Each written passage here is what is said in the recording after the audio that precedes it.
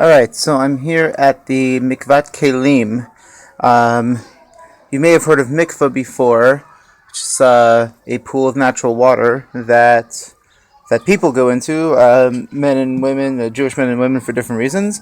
It's also the last stop when somebody is converting to Judaism. They become a Jew. The last act they do as they become a Jew is to go into a mikvah, but there's another purpose for this mikvah, and here we have, pull this off here.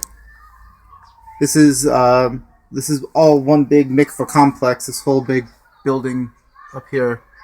So there's the men's mikvah, the women's mikvah, but then on the outside of the building, they have another pool that is connected, and that is this.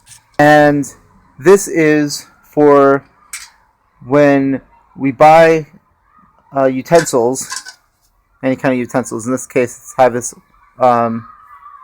slicer and this stuff and a bunch of glasses we just got at IKEA. Anytime vessels, eating vessels, are made from a non-Jewish source, so we have a rabbinic commandment to immerse them in the mikvah, and I'll go ahead and show you now. So we make the blessing. Typically, you only make the blessing if it's going to be on metal, and some say glass, so it's preferable to make the blessing on metal, and then you can, if you have glass and other stuff to do, you can do. You only need to do this if it's something that's going to come in contact directly with your food. We make the blessing once, the bracha, we make it once, and then that's good for the entire whatever you have to do that day to dunk. So let's go ahead and okay, here we go. Baruch atah Adonai Eloheinu melech haolam asher kidshanu b'mitzvosav v'tzivanu al Tevilas Keilim.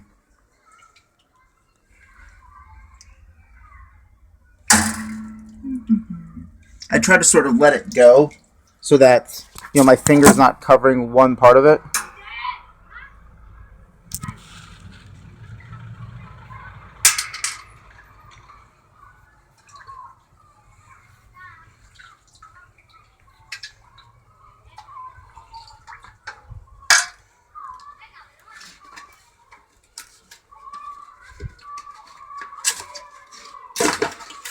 And then we got our IKEA glasses. Same idea. Slide this off here. Holding it down so it all gets under the water. And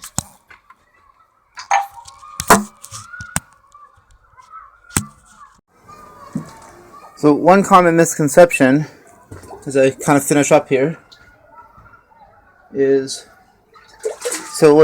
as I was saying, we have a rabbinic commandment to immerse eating vessels that were made by non-Jews before we use them for eating. However,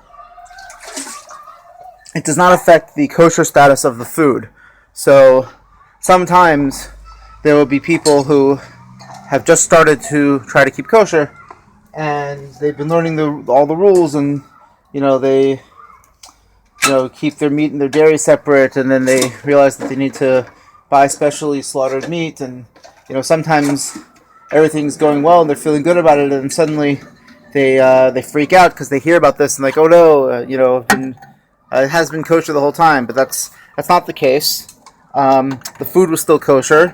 You just it's a separate rabbinic commandment that you weren't aware of until now, but no big deal. Once you learn about it, it's fantastic to be able to go do this and add another mitzvah to your life. When it comes to mikvah, whether it's a mikvah for your vessels or a mikvah for a human being, any natural body of water counts as a mikvah. So, if you happen to live in a place where you don't have a mikvah set up, then you can use a lake, preferably not like a man-made reservoir, but like a naturally occurring lake is fine. And you can also use the ocean. The ocean is totally kosher as a mikvah, both for people and for vessels. Leave a comment if you have any questions or clarifications. But just wanted to show you guys the mitzvah of Tevilas Keilim, of immersion of vessels.